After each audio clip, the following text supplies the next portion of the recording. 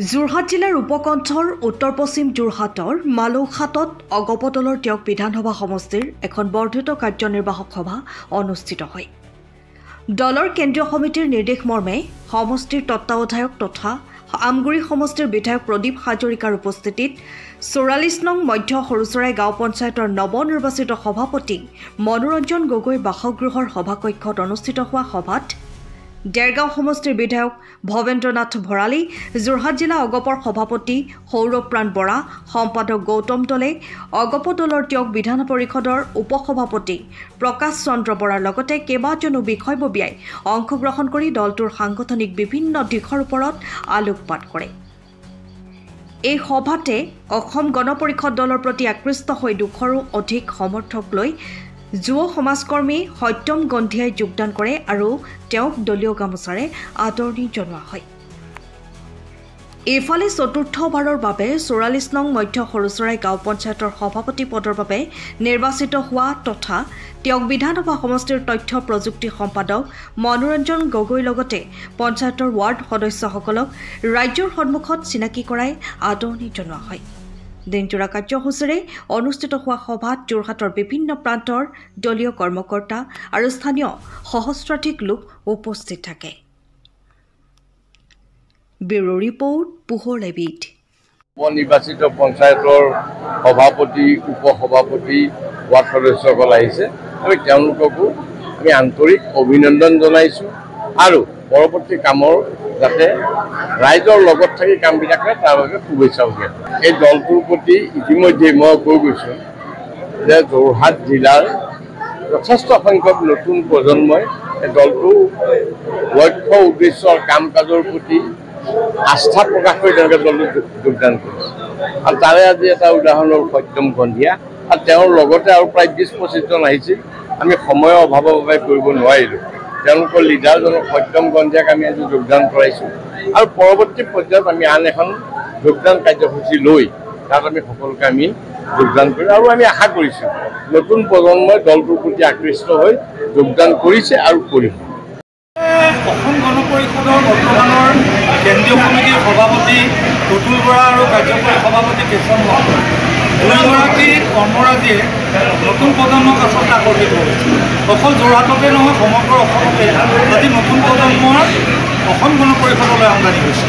পুৰণা আৰু নতুনৰ সংমিশ্ৰণত অসম গণ পৰিষদ দলটো আগবাঢ়িছে। এই বিগত হৈ যোৱা পঞ্চায়ততে ইয়াৰ আমি প্ৰমাণ পাইছোঁ যে আমাৰ দলে কেইবাখনো পঞ্চায়ত গঠন কৰিবলৈ সক্ষম হৈছে। যোৰহাট জিলাত 80 মেম্বাৰ জিলা পৰিষদ মিত্ৰজোঁটৰ লগতো আমাৰ সম্পৰ্ক ৰক্ষা কৰি আমাৰ কাৰ্য কৰা হৈছে। কিন্তু এটা কথা কৈছোঁ যে আজি অসম গণ পৰিষদৰ একমাত্ৰ অসমৰ আঞ্চলিক ৰাজনৈতিক দল, যিটো দলে অসমৰ সমস্যাসমূহ সমাধান কৰা 1985 চনৰ পৰা আগ্ৰহী আৰু কৰি আহিছে। প্ৰথম কথা হ'ল এইটো কথা হয়তো বহুতো নতুন প্ৰজন্মই নাজানে, এটা সময়ত যে অসমৰ 90% আমাৰ ঋণ আছিল আৰু 10% সাহায্য আছিল।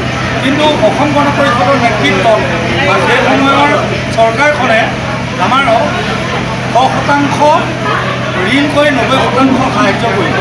তাৰ ফলতে আচলতে অসমৰ কেন্দ্ৰীয় চৰকাৰৰ পইচাখিনি অহাৰ বাবে আজি তাৰ ফলতে আজি উন্নয়ন হৈছে।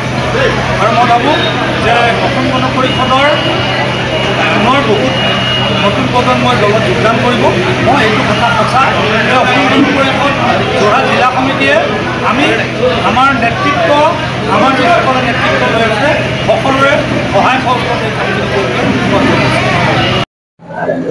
অসম গণ পৰিষদ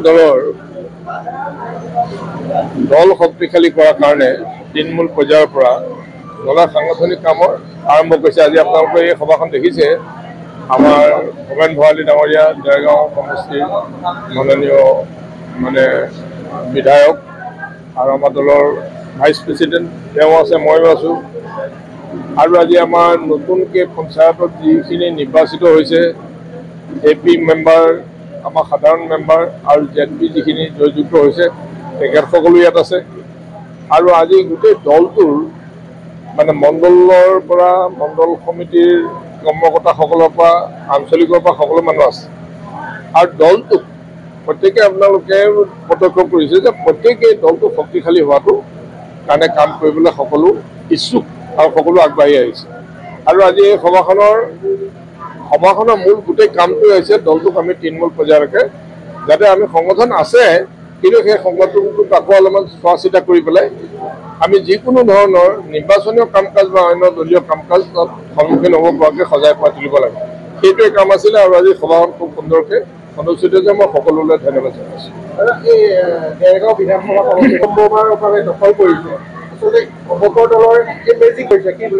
মানে ইয়াত মই যিখিনি দেখিছোঁ আমাৰ ইয়াত যিখিনি কৰ্মকৰ্তা আছে আৰু আমাৰ গগৈ ডাঙৰীয়া যিজন এইবাৰ প্ৰেচিডেণ্ট মানে আকৌ পুনৰ প্ৰেচিডেণ্ট হৈছে চতুৰ্থবাৰৰ কাৰণে আগতে তেওঁ পৰিবাৰো আছিলে এতিয়া দুটা কথা হৈছে এটা কথাটো হৈছে তেখেতে গগৈ ডাঙৰীয়াই ওচৰৰ যিখিনি আমাৰ আঞ্চলিকটো যিখিনি কৰ্মকৰ্তা বা ইয়াৰ সাধাৰণ যিখিনি মানুহ আছে সেইখিনি মানুহৰ লগত তেওঁ এটা খুব ক্ল'জ সম্পৰ্ক এটা গঢ়ি তুলিছে তেখেতে দলৰ পদত মানে দলৰ প্ৰাৰ্থী হৈ পেলাই থিয় দিছে সেইটো দলৰ পিনৰ পৰা তেখেতে সহায় কৰা হৈছে কিন্তু তেখেতৰ পাৰ্চনেলি ব্যক্তিগতভাৱেও সকলো মানুহৰ লগতে এটা সুসম্পৰ্ক তেখেতে ৰাখিছে আৰু ৰাইজৰ কাৰণে তেখেতে কাম কৰি আছে সেইকাৰণে মই ভাবোঁ যে ইয়াত আমাৰ কৰ্মকৰ্তাসকলে তেখেতক মানে খুব সুন্দৰকৈ সহযোগিতা আগবঢ়াই পেলাই কাম কৰি তেখেতক পুনৰ সভাপতি পদত মানে অধিষ্ঠিত কৰাৰ কাৰণে আগবঢ়াই আনিলে আৰু মই ভাবোঁ যে তেখেতেও তেওঁলোকৰ ইচ্ছাখিনি পূৰণ কৰাৰ কাৰণে কাম কৰিব গণিয়া ডাঙৰীয়াই যি ইয়াত আমাৰ দলত যোগদান কৰিছে